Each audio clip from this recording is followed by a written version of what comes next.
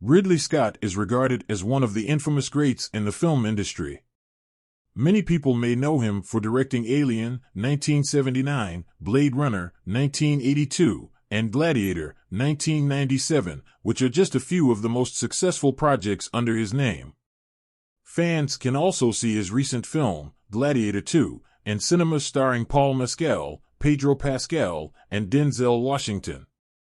But much like any other filmmaker, Scott had to start somewhere, and his start can be traced back to 1965 when he made his first ever short film, Boy and Bicycle.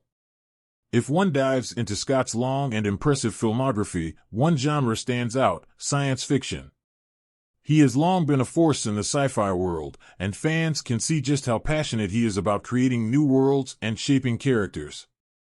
In a 2012 interview with FirstShowing.net, Scott mentions how this genre gives filmmakers a chance to explore the technological elements of filmmaking and push them in a sense. Before his career took off, the now award-winning filmmaker started his journey in university. Thanks to this experience, Scott learned many things about the world of film, leading him to make his first short film entitled Boy and Bicycle. Boy and Bicycle is regarded as Scott's first film project, where he served as the director, writer, and producer. The project is shot on film in black and white and has a petite running time of less than 30 minutes.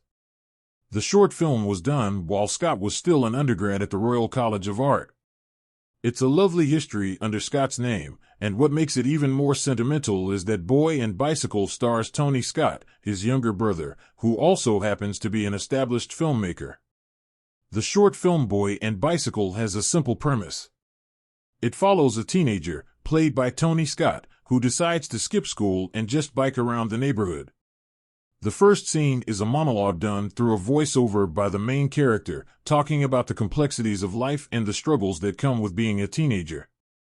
The rest of the film is essentially just the boy biking through several places, from the calm seashore to a candy shop, accompanied by a cheeky score by John Barry, which intentionally contrasts with the boy's random stream of thoughts.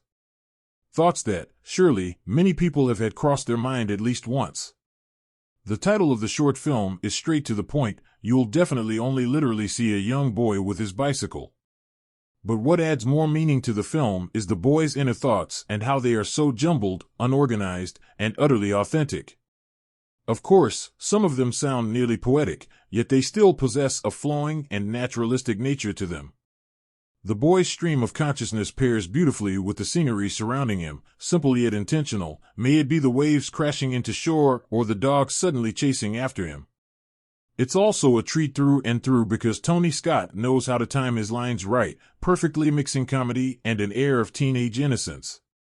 Overall, it's quite different from the projects that we know Ridley Scott from, but watching Boy and Bicycle gives an introduction to the director's early career and love for experimentation. The Scott brothers are more than well known in the film industry, and their legacy is admired and well recognized by fans and peers alike. So, to see their collaboration in Boy and Bicycle is such a heartwarming thing, as it speaks of just how much they trusted one another in terms of filmmaking. Tony Scott also boasted a great filmography, with his biggest projects being Top Gun, 1986, and Enemy of the State, 1998. Though he sadly passed in 2012, his legacy in the film industry is something that will never be forgotten by his fans and family. Luckily, we have Boy and Bicycle to watch, and Ridley Scott still talks fondly about his late brother in interviews. Boy and Bicycle can be watched on Prime Video in the US.